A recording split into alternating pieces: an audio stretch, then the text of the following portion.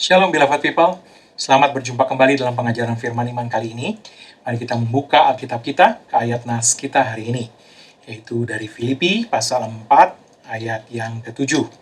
Dikatakan demikian, damai sejahtera Allah yang melampaui segala akal akan memelihara, atau dalam bahasa Inggris guard atau menjaga hati dan pikiranmu dalam Kristus Yesus. Sekali lagi, damai sejahtera Allah yang melampaui segala akal akan memelihara atau menjaga hati dan pikiranmu dalam Kristus Yesus. Haleluya. Bapak Ibu Saudara yang dikasihi Tuhan, hari ini kita akan berbicara mengenai bagaimana kita dapat mengalami damai sejahtera Allah saat kita berada di tengah situasi yang menakutkan atau mengkhawatirkan. Bapak Ibu Saudara yang dikasihi Tuhan, kedamaian di dalam hati atau dalam bahasa Inggrisnya disebut peace bukanlah momen di mana tidak ada tantangan atau kesulitan dalam kehidupan seseorang. Itu juga bukanlah momen di mana tidak ada masalah atau situasi yang kalut atau tidak harmonis dalam alam natural seseorang. Damai sejahtera yang diberikan Allah kepada seorang percaya membuat orang percaya itu dapat tetap mengalami ketenangan dan kedamaian di dalam hati mereka, bahkan di tengah krisis terbesar dalam hidup mereka. Tentu saja, ketenangan dan kedamaian ini adalah sesuatu yang supranatural. Sebab apa yang dialami orang percaya ini bukanlah kedamaian biasa atau natural, tetapi damai sejahtera milik Allah sendiri yang diberikan dengan cuma-cuma kepada orang percaya. Itu sebabnya kedamaian dan ketenangan sejati yang hanya bisa dialami oleh orang percaya ini disebut firman Tuhan sebagai damai sejahtera yang melampaui segala akal. Ya, tentu saja melampaui segala akal, sebab kalau kita bicara keadaan secara natural, adalah tidak masuk akal untuk seseorang dapat tetap mengalami ketenangan dan kedamaian di dalam hatinya, sementara situasinya sedang dalam keadaan yang sangat sulit atau kacau. Tapi disinilah Allah secara supranatural memenuhi hati orang itu dengan damai sejahtera milik Allah sendiri itu.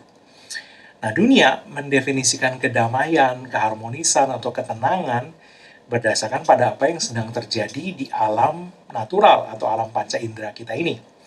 Pandangan dunia mengenai kedamaian itu seperti seorang yang sedang berbaring di kursi santai di pantai berpasir putih di Hawaii sambil menikmati minuman kelapa muda diiringi musik khas Hawaii sambil menikmati pemandangan ombak yang berganti-ganti terus datang ke tepian. Itulah yang dianggap sebagai kedamaian oleh dunia, sampai mereka tiba-tiba dihantam oleh realitas atau kenyataan. Dan kedamaian semu tadi mendadak lenyap tanpa bekas. Kita bisa melihat di sini bahwa situasi yang ada di sekeliling kita tidak dapat meneduhkan kekalutan yang ada di hati seseorang atau memberikan kepadanya ketenangan permanen. Hanya Yesus yang dapat menjamah hati seseorang dan memenuhinya dengan damai sejahtera milik Allah sendiri, sehingga kekalutan dalam hati orang itu berubah menjadi ketenangan dan kedamaian. Kita pernah ditunjukkan ketika damai sejahtera Allah ini bekerja dalam pelayanan Yesus di dunia ini. Ketika topan badai terjadi, Yesus tetap tenang dan damai sedemikian rupa sehingga bahkan dia tertidur di saat dimana sedang terjadi badai yang dahsyat. Markus 4 ayat 35 sampai 40 menceritakan, pada hari itu, waktu hari sudah petang, Yesus berkata kepada mereka, "Marilah kita bertolak ke seberang." Mereka meninggalkan orang banyak itu lalu bertolak dan membawa Yesus beserta dengan mereka dalam perahu di mana Yesus telah duduk dan perahu-perahu lain juga menyertai dia. Lalu mengamuklah taufan yang sangat dahsyat dan ombak menyembur masuk ke dalam perahu sehingga perahu itu mulai penuh dengan air. Pada waktu itu, Yesus sedang tidur di buritan di sebuah tilam. Maka murid-muridnya membangunkan dia dan berkata kepadanya, "Guru, engkau tidak peduli kalau kita binasa." Ia pun bangun, menghardik angin itu dan berkata kepada danau itu, "Diam, tenanglah. Lalu angin itu reda dan danau itu menjadi teduh sekali. Lalu ia berkata kepada mereka, "Mengapa kamu begitu takut? Mengapa kamu tidak percaya?" Kita dapat melihat damai sejahtera Allah yang melampaui segala akal itu didemonstrasikan dalam peristiwa ini. Sementara para murid Yesus yang berada di perahu yang sama dengan Yesus, semuanya begitu takut melihat situasi yang sedang terjadi di sekeliling mereka, sehingga mereka bahkan berkata bahwa mereka akan binasa. Kita lihat pada saat yang sama Yesus tidak terganggu sama sekali. Dia tetap tidur nyenyak. Hati Yesus sama sekali tidak terganggu karena damai sejahtera Allah itu yang melampaui segala akal itu memelihara hatinya.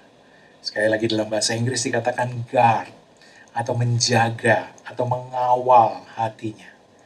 Itulah yang menjadikan hati Yesus tidak kalut. Dia tetap tenang dan damai dan hatinya tetap dipenuhi dengan iman. Bahkan saat murid-muridnya membangunkan Yesus dan mengatakan bahwa mereka akan binasa, hati Yesus tidak dapat dipengaruhi oleh kekalutan dan kekacauan di dalam hati murid-muridnya. Mengapa? Sekali lagi sebab hati Yesus dijagai oleh damai sejahtera milik Allah sendiri. Damai sejahtera Allah yang melampaui segala akal itu menjaga seperti pengawal yang mengawal berjaga-jaga melindungi hati Yesus sehingga hatinya tidak dapat digoyahkan dari posisi iman, tidak dapat dipindahkan kepada posisi kekalutan dan kekhawatiran. Kemudian dengan penuh iman Yesus bangkit dan menghardik badai yang dahsyat itu. Dia berkata, "Diam, tenanglah." Atau dalam bahasa Inggris dikatakan peace, be still, yang artinya damai sejahtera, dan jadilah tenang. Apa yang Yesus lakukan? Yesus melepaskan kedamaian dan ketenangan yang ada di dalam hatinya itu keluar dan mendamaikan serta meneduhkan alam natural di sekelilingnya.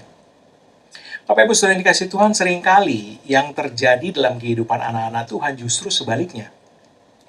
Karena mereka fokus kepada apa yang ada di alam panca indera mereka, dan bukan kepada Allah Bapa yang sangat mengasihi, mempedulikan dan memperhatikan mereka sebagaimana telah kita lihat minggu lalu, serta memperhatikan jaminan perkataan firman Tuhan yang mengatasi segala apapun juga di alam natural. Maka yang terjadi justru apa yang mereka lihat, dengar, dan rasakan dari alam panca indera mereka itu yang kemudian mempengaruhi situasi hati mereka. Kekalutan dari luar masuk ke dalam dan mengacaukan hati mereka. Ketenangan dan kedamaian hilang, dan bersama dengan itu, rontoklah iman dari hati mereka. Perhatikan baik-baik. Sebaliknya, jika kita mengarahkan hati kita pada apa yang Tuhan katakan mengenai situasi kita, mengarahkan hati kita kepada Allah Bapa kita yang sangat mengasihi kita, mengarahkan hati kita kepada kepeduliannya, bahwa Bapa yang baik akan memberikan yang baik kepada kita, tidak akan membiarkan situasi yang buruk menghancurkan hidup kita.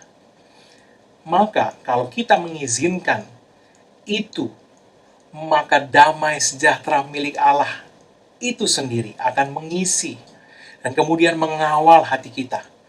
Maka damai sejahtera itu akan melindungi hati kita dari serangan kekalutan dan kecemasan, sehingga kekalutan dan kecemasan tidak bisa menyusup ke dalam hati kita dan merontokkan iman kita.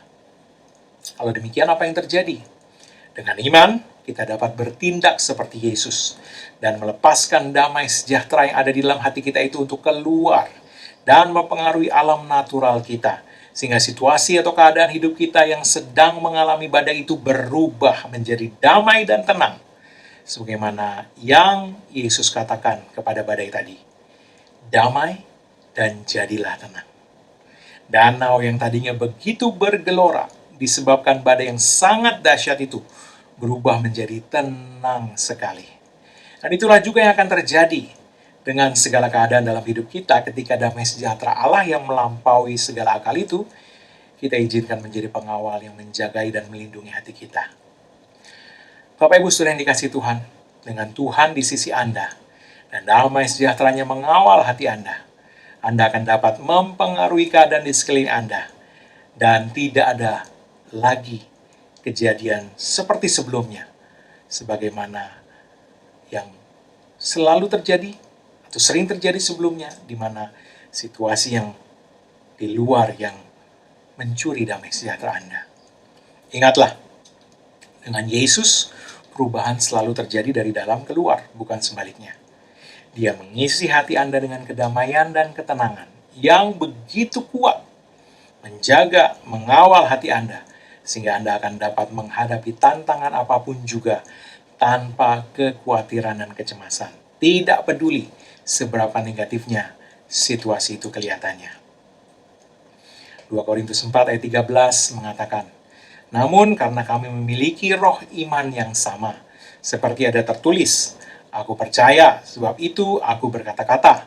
Maka kami juga percaya, dan sebab itu kami juga berkata-kata. Bapak Ibu Saudara yang dikasihi Tuhan, roh iman yang sama yang ada pada Yesus juga ada dalam hati orang percaya. Dengan damai sejahtera Allah menjadi pengawal hati kita, kita dapat bertindak dan mempraktekkan iman kita sebagaimana Yesus bangkit dan menghardik badai yang dahsyat tadi. Tidak cukup untuk kita tahu atau menghafal ayat-ayat firman Tuhan. Kebenaran yang seringkali tidak disadari oleh anak-anak Tuhan adalah kekalutan, kecemasan, dan kekhawatiran yang mengganggu hati banyak anak-anak Tuhan ini di tengah badai hidup mereka itu bukanlah sekedar perasaan belaka. Kekalutan, kecemasan, dan kekhawatiran itu adalah hasil pekerjaan dari oknum yang bernama roh ketakutan. Dia sumbernya. 2 Timotius 1 ayat 7 mengatakan, sebab Allah memberikan kepada kita bukan roh ketakutan. Jadi ketakutan ada rohnya. Melainkan roh yang membangkitkan kekuatan, kasih, dan ketertiban. Roh ketakutan yang berasal dari iblis ini hanya dapat dikalahkan dengan iman. Sebab firman Tuhan berkata, lawanlah iblis dengan iman yang teguh. Ingat 1 Petrus 5 ayat 9. Itulah sebabnya pengetahuan akan ayat-ayat firman Tuhan itu tidak cukup untuk melawan roh ketakutan. Pengetahuan tidak cukup. Kita perlu melepaskan roh iman untuk melawan roh ketakutan. Tapi bagaimana caranya kita melepas roh iman untuk menghancurkan roh ketakutan? Firman Tuhan tadi berkata, karena kami memiliki roh iman yang sama, seperti ada tertulis, aku percaya sebab itu aku berkata-kata, maka kami juga percaya dan sebab itu kami juga berkata-kata. Kalau begitu kita dapat melihat dengan jelas dari perkataan firman Tuhan ini, bahwa caranya kita melepaskan roh iman dan kuasanya untuk menghancurkan roh ketakutan adalah dengan berkata-kata. Saat firman Tuhan itu kita ucapkan dengan mulut kita, itulah saatnya roh iman dan kuasanya yang terkandung di dalam firman Allah itu keluar, mengalir menjadi kuasa aktual yang bekerja bagi kita. Kita melihat ini terjadi ketika Yesus dicobai iblis di padang gurun. Dia tidak sekedar menghafal firman Tuhan dalam pikirannya. Yesus mengucapkan firman dengan bersuara. Kita dapat saja memiliki ribuan ayat yang kita hafal, tapi jika kita tidak belajar untuk berkata, ada tertulis, dan kemudian mengucapkan dengan bersuara ayat firman Tuhan itu, maka tidak ada kuasa yang dilepaskan untuk mengubah situasi yang sedang kita hadapi. Kuasa Allah ada dalam firman-Nya. Roh iman dan kuasanya yang dahsyat ada dalam firman Tuhan. Sebab Roma 10 ayat 17 berkata, iman datang dari mendengarkan firman Tuhan. Ya, berarti iman, roh iman itu ada di dalam firman Tuhan. Tapi itu semua hanya akan dormant atau diam di dalam diri Anda sekiranya Anda tidak belajar untuk melepaskan mereka bekerja bagi Anda dengan mengucapkan firman Tuhan itu dengan bersuara. Sebaliknya di saat Anda mengucapkan firman Tuhan itu, maka roh iman dan kuasanya mengalir keluar dan bekerja bagi Anda. Saat Anda mengucapkan firman Allah, itu adalah seolah Allah sendiri yang berbicara. Sebab itu adalah firman Allah dengan meminjam mulut dan suara Anda. Apakah Anda memperhatikan selama ini bahwa ketakutan adalah sesuatu yang seringkali tidak rasional? Apakah Anda menyadari bahwa ketakutan tidak dapat Anda taklukkan dengan analisa pikiran semata? Berapa kali Anda mendapati bahwa Anda mencemaskan sesuatu, Dan Anda mencoba merasionalkan itu dan berkata pada diri sendiri, sudahlah, kemungkinan itu kecil sekali. Berhentilah mencemaskannya. Tapi ketakutan itu tidak hilang. Atau Anda berkata pada diri sendiri, jangan bodoh. Untuk apa mencemaskan hal itu? Tapi perasaan gelisah itu tetap masih saja mengganggu hati Anda. Sadarilah bahwa sesungguhnya kita ada dalam suatu peperangan yang bernama peperangan rohani. Dan satu-satunya cara untuk menang dalam peperangan rohani ini adalah dengan iman. 1 Yohanes 5 ayat 4 jelas mengatakan, sebab semua yang lahir dari Allah mengalahkan dunia. Dan inilah kemenangan yang mengalahkan dunia. Iman kita. Inilah kemenangan yang mengalahkan dunia. Iman kita. Sekali lagi, iman kita. Dan roh iman dan kuasanya dilepaskan untuk menghancurkan roh ketakutan dan pekerjaannya dengan kita mengucapkan firman Tuhan terhadap ketakutan apapun yang menyerang. Katakan, ada tertulis, dan ucapkan firman Tuhan dengan suara Anda. Hal pertama yang penting untuk Anda hafalkan adalah 2 Timotius 1 ayat 7 tadi. Sebab Allah memberikan kepada kita bukan roh ketakutan, melainkan roh yang membangkitkan kekuatan, kasih, dan ketertiban. Ini adalah firman Tuhan yang sangat powerful. Sekarang ucapkan dengan suara keras. Ada tertulis, sebab Allah memberikan kepada kita bukan roh ketakutan, melainkan roh yang membangkitkan kekuatan, kasih, dan ketertiban. Sekali lagi, ada tertulis, sebab Allah memberikan kepada kita bukan roh ketakutan, melainkan roh yang membangkitkan kekuatan, kasih, dan ketertiban. Apakah Anda dapat merasakan kuasa yang keluar mengalir bersama dengan perkataan Anda tadi? Inilah kebenarannya. Allah tidak pernah memberikan roh ketakutan kepada anak-anaknya. Allah hanya memberikan roh kuasa, kasih, dan pikiran yang tenang kepada setiap orang percaya.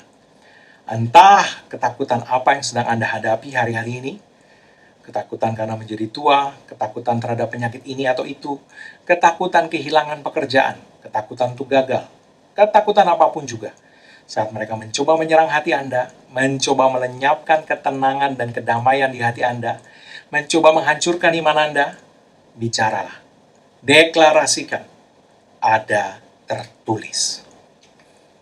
Bagaimana jika ketakutan itu kembali menyerang? Ya, ucapkan lagi. Ada tertulis. Ucapkan firman Allah. Lagi dan lagi. Ada waktunya saya mengucapkan firman Tuhan terhadap situasi yang saya hadapi di pagi hari, di siang hari, di malam hari. Kapanpun dia mencoba untuk kembali, saya kembali mengucapkan firman Tuhan terhadapnya. Jika roh ketakutan mencoba untuk menyerang, biarkan roh iman yang menghadapi dan melumat dia. Pedang dari roh iman akan menusuk amat dalam dan melumat-lumat roh ketakutan itu setiap kali Anda mengucapkan firman Tuhan terhadap ketakutan itu. Jangan lupa, Anda dapat mempersiapkan diri dengan menuliskan ayat-ayat yang Anda butuhkan untuk menghadapi situasi spesifik Anda. Dan setiap kali roh ketakutan mencoba menampakkan dirinya, tebas dia segera dengan pedang roh firman Allah yang Anda ucapkan dengan sigap. Ada tertulis. Amin. Haleluya. Sebelum kita menerima doa berkat, saya akan berdoa untuk semua yang sakit dan untuk segala kebutuhan Anda. Mari, pejamkan mata Anda, angkat kedua tangan Anda kepada Tuhan. Dalam nama Yesus, oleh bilur-bilur Yesus engkau sudah sembuh. Engkau sudah sembuh. Oleh sebab itu, dalam nama Yesus, iblis, aku perintahkan engkau mengangkat setiap gejala palsu yang kamu coba tunjukkan dalam tubuh anak-anak Tuhan ini, untuk membuat mereka meragukan kebenaran firman Tuhan, dan menyingkir daripada mereka. Aku hancurkan kuasa sakit penyakit dan kelemahan tubuh dalam nama Yesus. Dan aku perkatakan, dalam nama Yesus, jadilah sehat sempurna, jadilah sembuh, jadilah pulih sempurna. Amin. Bagi Anda yang memiliki kebutuhan, apapun juga itu, mari angkat kedua tanganmu di hadapan Tuhan sekarang. Aku katakan ada tertulis, Allahku memenuhi segala kebutuhanmu. menurut kekayaan dan kemuliaannya dalam Kristus Yesus. Karena itu dalam nama Yesus, iblis, hentikan semua pekerjaanmu mencuri dari hidup anak-anak Tuhan ini. Dan dalam nama Yesus, malaikat Tuhan, aku perintahkan engkau membawa setiap suplai supranatural yang dibutuhkan oleh anak-anak Tuhan ini sampai ke dalam hidup mereka. Tidak ada sesuatu pun yang kurang. Menurut kekayaan dan kemuliaan Allah Bapa sendiri. Dalam nama Yesus. Amin. Bapak Ibu Saudara yang dikasih Tuhan, jika Anda memiliki permohonan doa atau kesaksian yang Anda rindu untuk sampaikan, kirimkan ke alamat email ini. Kami akan mendukung Anda dalam doa dan kesaksian Anda akan memberkati banyak orang. Haleluya. Ini tiba saatnya kita menerima doa berkat. Mari sekali lagi angkat kedua tangan Anda di hadapan Tuhan dan terimalah berkat Tuhan. Karena apa yang Yesus Kristus telah kerjakan bagi kita di kayu salib. Karena curahan darahnya, karena penebusannya sempurna. Maka sekarang tidak ada lagi penghukuman bagi setiap orang yang ada dalam Kristus Yesus. Engkau telah ditebus. Harganya telah dibayar lunas. Oleh sebab itu, setiap kutuk tidak berlaku lagi dalam hidupmu. Yang ada hanyalah berkat Tuhan, tercurah berlimpah-limpah, memberkati engkau dalam segala hal. Oleh berkat Tuhan itu engkau naik terus tidak turun, kau jadi kepala bukan ekor, dan apa yang disentuh tanganmu dibuat Tuhan berhasil.